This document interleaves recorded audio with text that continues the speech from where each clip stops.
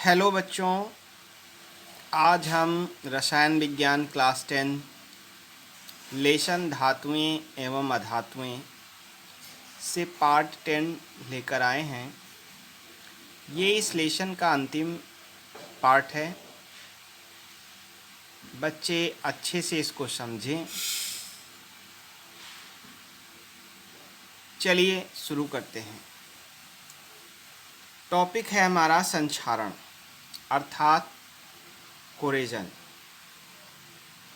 क्या है संक्षारण, यह कैसे होता है, इसकी हानियाँ क्या हैं और इसके बचाव के उपाय क्या हैं, ये सारी चीज़ें हम डिस्कस करेंगे। देखिए, धातुएं जो होती हैं, ये मान लीजिए धातु की एक रॉड है और धातुएं नमी और ऑक्सीजन की उपस्थिति में इनके ऑक्साइड बन जाते हैं। धातुओं के ऑक्साइड, ये धातुएं ऑक्सीजन से क्रिया करके ऑक्साइड बना लेती हैं। मान लीजिए ये लोहे की धातु है और लोहा जब ऑक्सीजन से क्रिया करता है तो ये Fe2O3 बनाता है, आयरन का ऑक्साइड। और नमी यहाँ होगी तो यहाँ पर XH2O ऐसे डॉट करके जुड़ जाएंगे। तो इसी को हम कहते हैं जंग लगना। क्या कहते हैं? जंग लगना। किसी धातु पर नमी और ऑक्सीजन की उपस्थिति, नमी क्या है? नमी है H2O की मात्रा ऑक्सीजन में यदि होती है तो उसको हम नमी बोलते हैं। तो लोहे या किसी अन्य धातु के संपर्क में ऑक्सीजन आ जाए, किसके साथ? जल के साथ आ जाए। जैसा कि यहाँ लिखा भी है, वायु व जल की उपस्थिति में धातु का धीरे धीरे परत दर परत क्षय होना संक्षारण कहलाता है। बहुत ही स्लो प्रोसेस है और यह एक रासायनिक प्रक्रिया है, एक केमिकल रिएक्शन है ये। तो लोहे से क्या बनता है? जंग बनता है।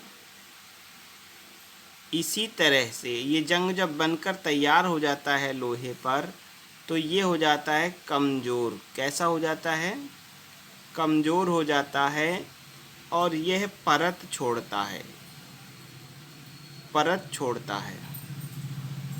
परत छोड़ने के बाद यह धातु से गिरकर नीचे आ जाता है और धातु की जो अगली परत है वो फिर वायु के संपर्क में आकर वहाँ पर ऑक्साइड बना देती है।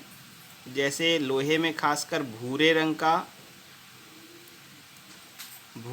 का जो है ऑक्साइड की परत बनती है, जिसको हम क्या कहते हैं? जंग।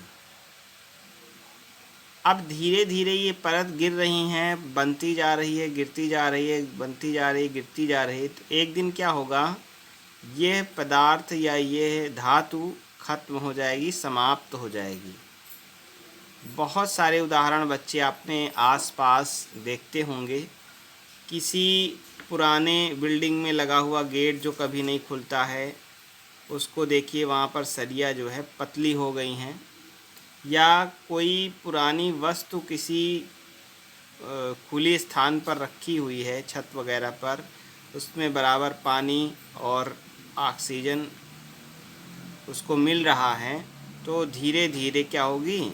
संक्षारित होती रहेगी। फिर उसको उठा के लाते हैं, पीटते हैं तो उसमें डस्ट गिरती है या जंग गिरती है। तो धीरे धीरे वो क्या हो जाएगी? ख़त्म हो जाएगी और या उसका वज़न कम हो जाएगा। तो ये जंग लगने की प्रक्रिया है और जंग लगने से धातुओं का परत दर परत क्षय होता है और इस पूरे प्रोसेस को हम संक्षारण कहते हैं। जैसे लोहे पर जंग लगना, पीतल व तांबे पर हरे धब्बों का बनना। पीतल और तांबे पे आप लोग देखे होंगे कि हरे धब्बे बन जाते हैं।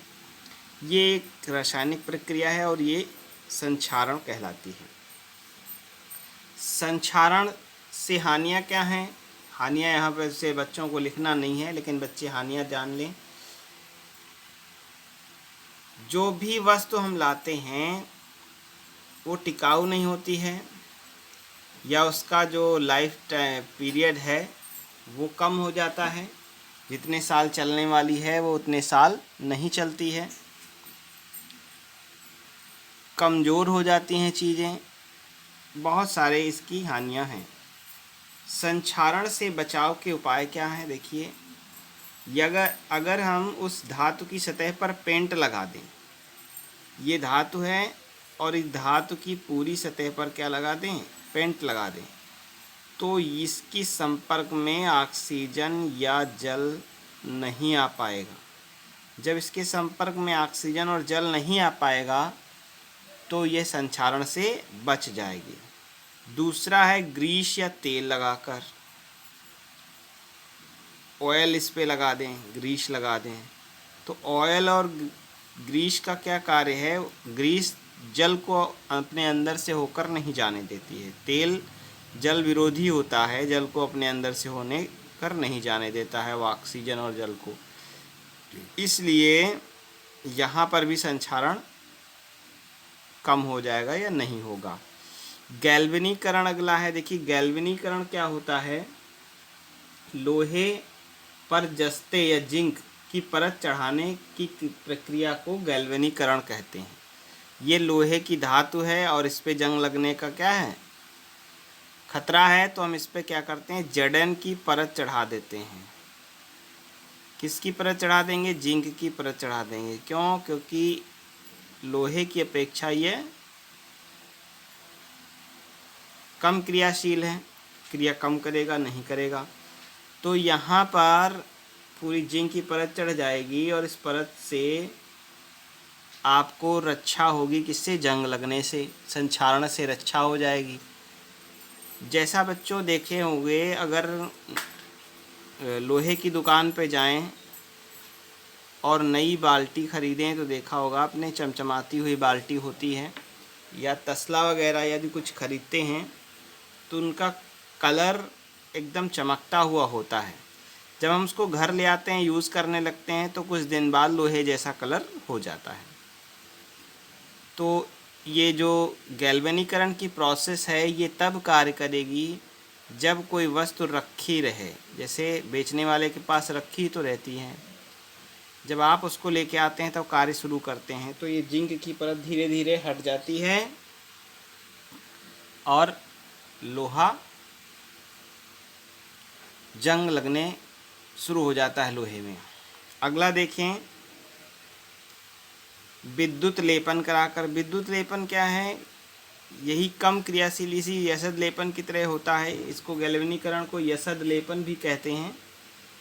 यशद लेपन, यशद लेपन भी कहते हैं किसको? गैल्वेनीकरण को। विद्युत लेपन में क्या होता है? किसी अधिक क्रियाशील धातु के ऊपर कम क्रियाशील धातु की परत चढ़ा दी जाती है और ये एक पात्र होता है जिसमें कुछ विलयन भरा होता है, और जिस धातु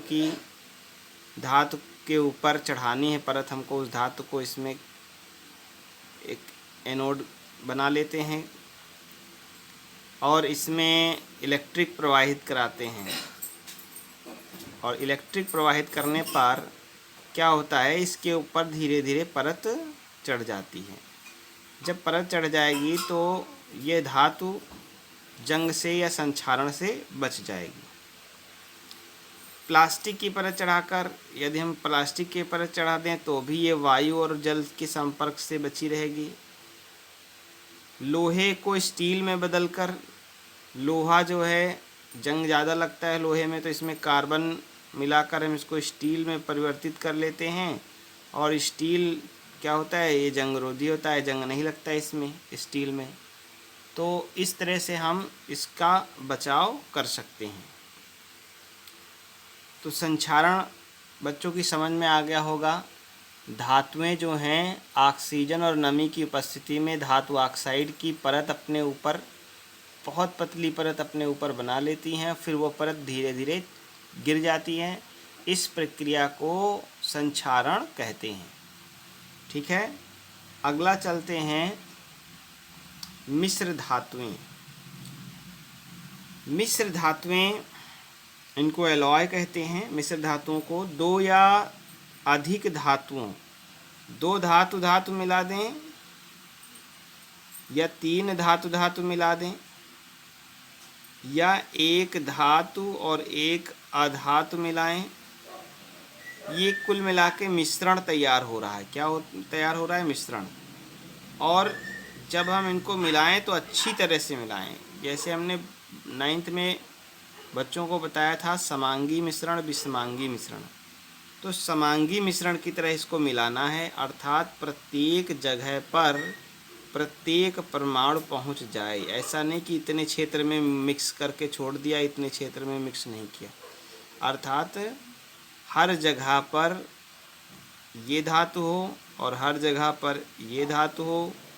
तीनों प्रकार की धातुओं का जो सांद्रता है, कंसंट्रेशन है, वो हर जगह पर सामान्य रूप से होनी चाहिए, समान रूप से होनी चाहिए। यदि अधातु और धातु का मिश्रण कर रहे हैं तो समान रूप से धातु और धातु का मिश्रण होना चाहिए प्रत्येक जगह पर। इसको हम कहेंगे समांगी मिश्रण। तो दो धातुएं लें या दो से अधिक धातुएं लें, इनको आपस में मिला दें, या फिर एक धातु लें या दो धातु लें और एक अधातु लें। इनको मिलाकर जो तैयार किया जाता है उसको मिश्र धातु कहते हैं। उदाहरण क्या है मिश्र धातु के? जैसे स्टेनलेस स्टील, कांसा, पीतल, मुद्रा धातुएं, जर्मन सिल्वर आदि, ये सारे मिश्र धातुओं के उदाहरण हैं। मिश्र धातु के उपयोग क्या हैं? क्या ज़रूरत है मिश्र धातु को बनाने की? इनके कुछ फ़ायदे होंगे तभी इनको जो है बनाया जा रहा है। तो आइए देखते हैं मिश्र धातुओं के उपयोग। मिश्र धातुओं के उपयोग में सबसे पहला पॉइंट है कठोरता बढ़ाने हेतु। कठोरता क्या? जैसे लोहा जो था, लोहा कम कठोर था और लोहे के साथ जब हमने कार्बन मिला दिया, स्टील बना दिया इसको, तो स्टील ज़्यादा कठोर हो गया। इसके साथ ही यदि हम इसमें क्रोमियम, निकिल इत्यादि मिला दें तो ये स्टेनलेस स्टील हो जाता है और भी मजबूत हो जाता है। जब उसमें जंग नहीं लगेगा तो मजबूती बढ़ जाएगी। और लोहा और कार्बन मिला के जो स्टील बनाया जाता है उसकी भी मजबूती बढ़ जाती है। जहाज, भवनों आदि के निर्माण में इसका प्रयोग किया जाता है। यातायात के जो साधन हैं उनको बनाने में इनका प्रयोग किया जाता है मिश्र धातुओं का। आपने एक चीज़ सुनी होगी, अष्ट धातु। अष्ट धातुएं महंगी होती हैं, इसमें 8 धातुओं का मिश्रण होता है, कई धातुओं का मिश्रण होता है इसमें। तो ये होती हैं बहुत ही अद्भुत, क्योंकि कलर चेंज करती रहती हैं। आप लोगों ने सुना होगा अभी हाल ही में सरदार पटेल की एक मूर्ति बनी है, वो भी मिश्र धातु की ही तैयार की गई है। वो समय के साथ अपना कलर चेंज करेगी, अपना कलर बदलेगी। दूसरा पॉइंट है संक्षारण रोकने हेतु। मिश्र धातु बना देंगे तो संक्षारण कम होगा या नहीं होगा। ध्वनि उत्पन्न कराने हेतु, जब मिश्र धातुओं से हम ऐसी वस्तुएं बनाते हैं जो ध्वनि ज़्यादा उत्पन्न करने लगती हैं, घंटे वगैरह बनते हैं मिश्र धातु के। गलनांक कम करने के लिए, यदि किसी धातु का गलनांक उच्च है तो कम गलनांक वाली धातु से उसको मिश्र धातु बना देंगे तो उसका गलनांक कम हो जाएगा। घरेलू उपयोग के लिए, घरेलू उपयोग में बहुत सारी ऐसी चीज़ें हैं जो मिश्र धातु की होती हैं, जैसे पंखा, फ्रिज, आभूषण, बर्तन, अलमारी। बहुत सारी चीज़ें ऐसी हैं जिनका उपयोग हम घर में करते हैं और वो मिश्र धातु की बनी हुई होती हैं। तो मिश्र धातु बच्चों की समझ में आ गया होगा, बहुत ही ईजी है। दो या दो से अधिक धातुओं या एक धातु या एक अधातु दोनों का मिश्रण। कैसा मिश्रण होना चाहिए? समांगी मिश्रण होना चाहिए, ये बात बच्चे ध्यान रखेंगे।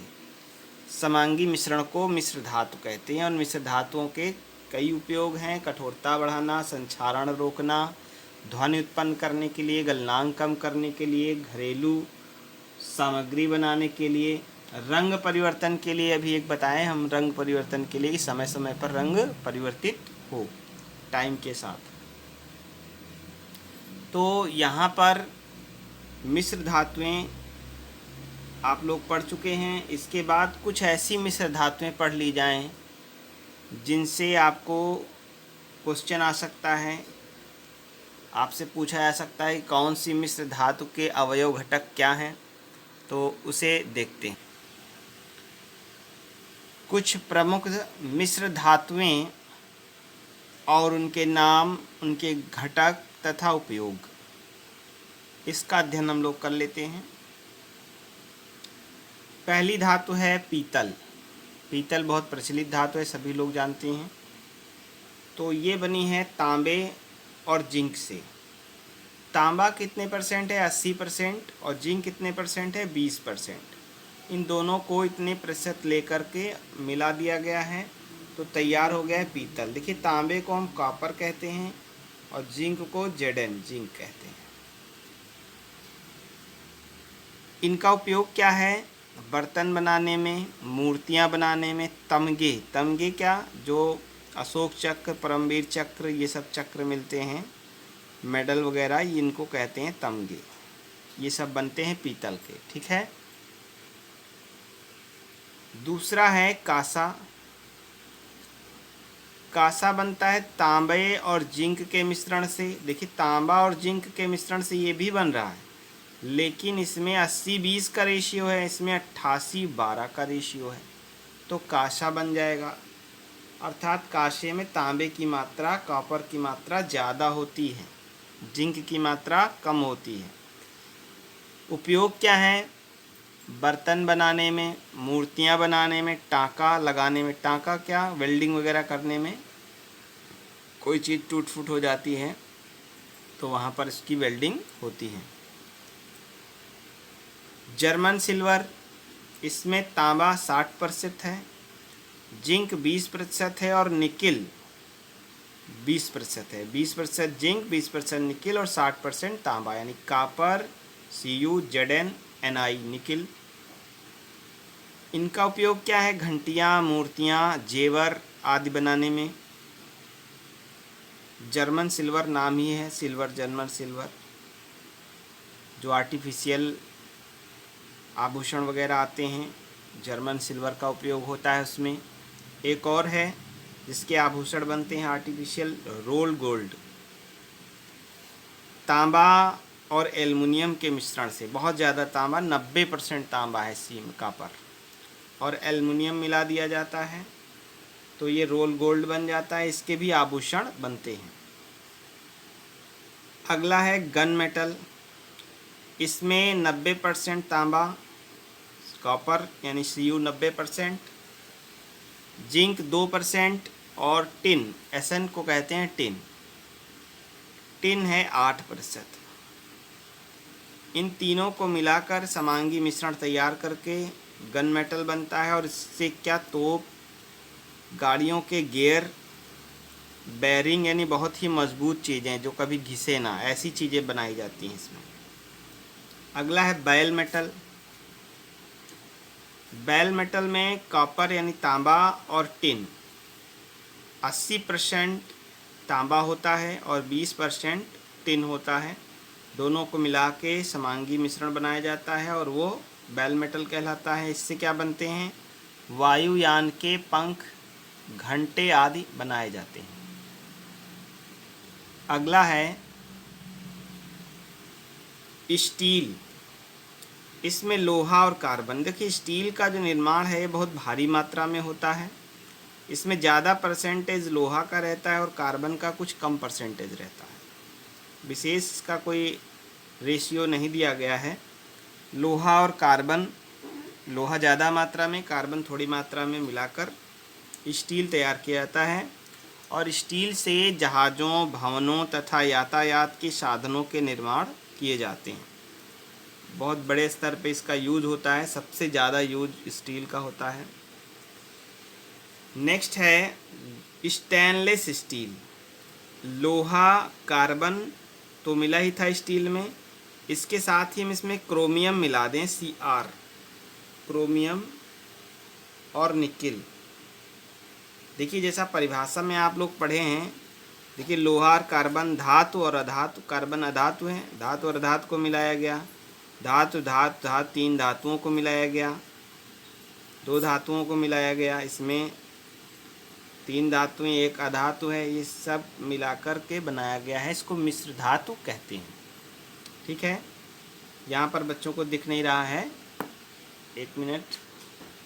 हाँ, यहाँ पर स्टेनलेस स्टील जो है, स्टेनलेस स्टील लोहा, कार्बन और क्रोमियम, निकिल से मिलकर के बना होता है।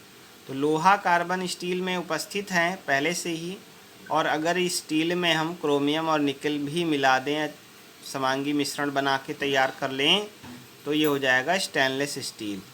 इसका उपयोग क्या है?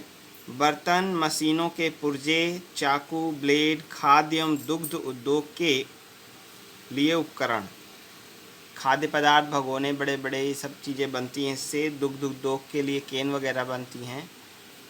तो ये सारी चीज़ें जो हैं स्टेनलेस स्टील से बनती हैं। स्टेनलेस स्टील का भी दूसरे नंबर पे बहुत ज़्यादा प्रयोग होता है।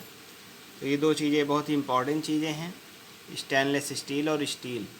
बाकी पूरी टेबल बच्चों के सामने है, ये टेबल अच्छे से बना लें बच्चे, और जो भी आज बताया गया है ये नोट कर लें, इसके नोट्स बना लें। ये यहाँ पर लेसन आपका ख़त्म हो गया है, दी एंड हो गया है लेसन का। अगला लेसन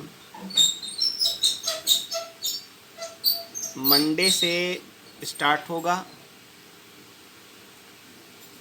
इसमें बच्चे ध्यान देंगे, एक बार पुनः पूरे लेसन का रिवीजन अवश्य करेंगे, और किसी प्रकार की कोई समस्या होगी तो बच्चे हमारे व्हाट्सएप नंबर पर मैसेज कर देंगे। इसको अच्छे से याद कर लेंगे, परसेंटेज, कौन परसेंटेज कितना है और कौन सा मिश्र धातु तैयार हुआ है। बहुत बहुत धन्यवाद बच्चों। अगले वीडियो के लिए मंडे तक का इंतज़ार आप लोग करें।